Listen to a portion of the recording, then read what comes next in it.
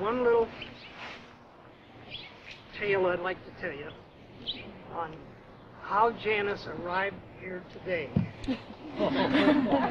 This position, ready to get married.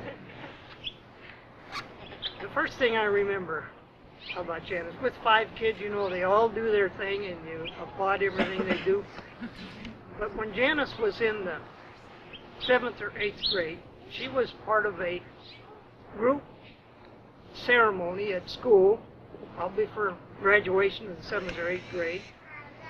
And in that, Janice danced to the words and music of the Our Father. And that so impressed one of the teachers there, who I didn't know. He came up to me afterward when you get around and do all that talking.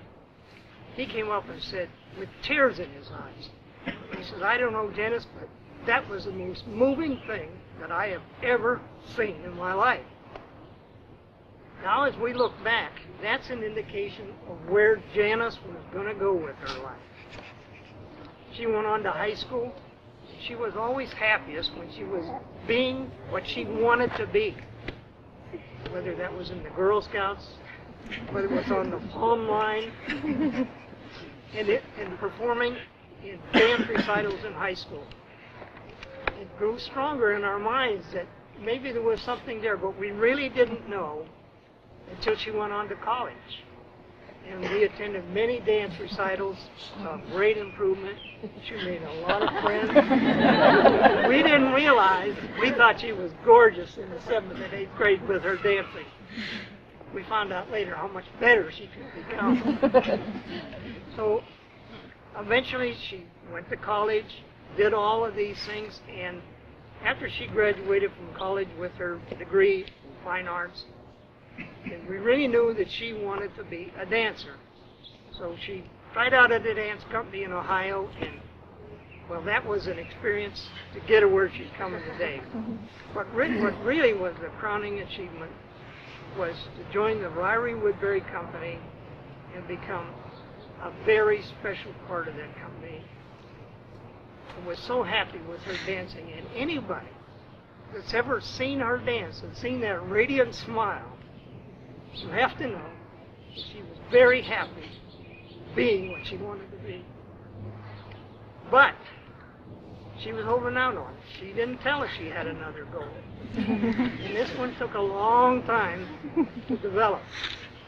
But finally, she realized she had so much love to give that she couldn't just give it to her family and her fellow dancers. She had to have somebody special. We really think she got that guy. Now, he had to be a guy that was going to love her when she was hot and sweaty. Had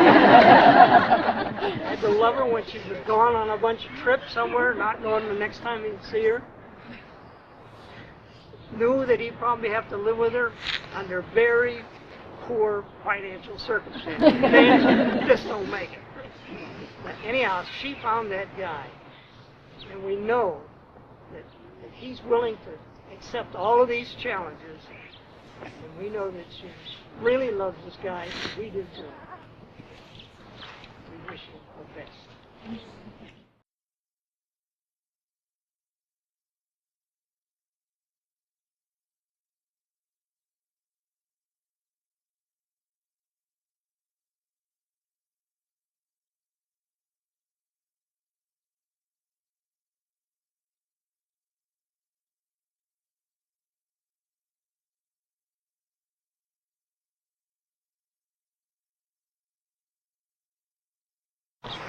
I'm Anthony's brother. I don't know him as Anthony, I know him as Tony. I always have, so that's how I refer to him as. And Tony also is one who wasn't happy unless he was doing exactly what made him happy. In the first 12 years of school, it was usually being in trouble. He got to his freshman year at East Tennessee State University, and I didn't know why he was there. He didn't like high school. Thought he was wasting time and money. He came out his freshman year with a 3.7 average, had blown accounting away, and I was just flabbergasted that he had done that. Well, that year, Saturday Night Fever had come out.